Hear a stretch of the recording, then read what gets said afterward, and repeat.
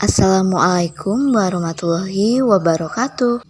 Sebelum kalian menonton video ini, jangan lupa untuk like, subscribe, dan juga share sebanyak-banyaknya ya.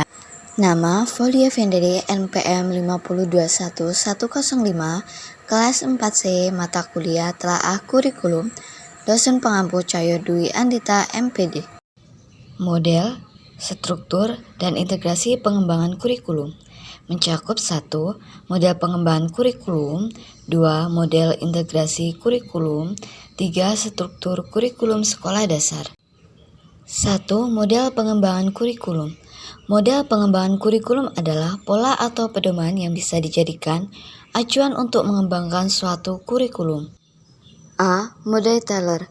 Model Taylor dikembangkan oleh seorang penulis asal Amerika, yaitu Ralph Taylor pada tahun 1940. Model ini termasuk dalam model pengembangan deduktif. Pengembangan suatu kurikulum harus melalui 4 tahapan, yaitu 1. Analisis tujuan, 2. Pengalaman belajar siswa atau selecting learning experience, 3. Pengorganisasian pengalaman belajar atau organizing learning experience, 4. Evaluasi atau evaluation.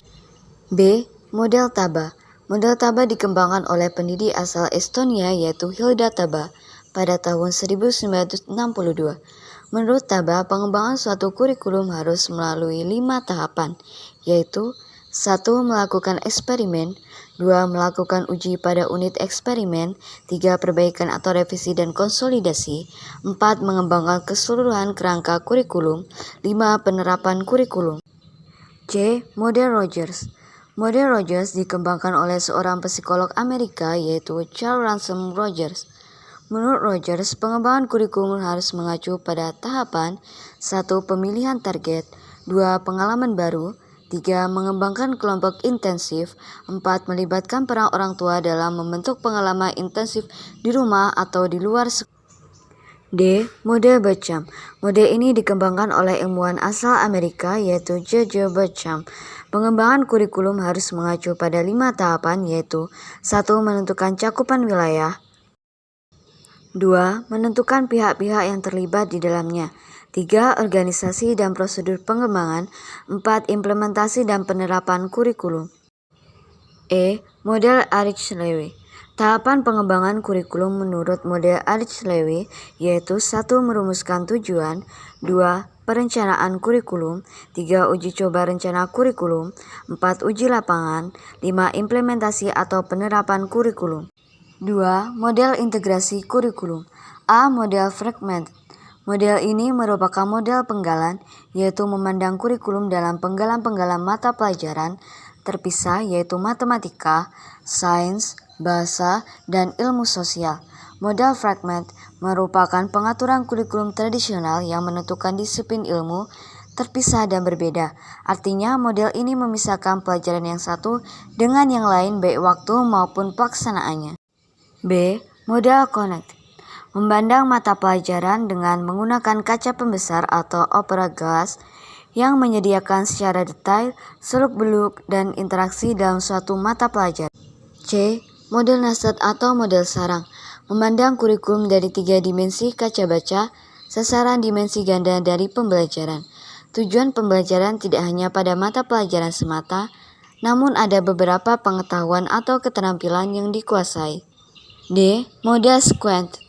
Model atau mata pelajaran terpisah, namun dapat dihubungkan dengan sebuah bingkai konsep yang menaungi topik atau mata pelajaran tersebut.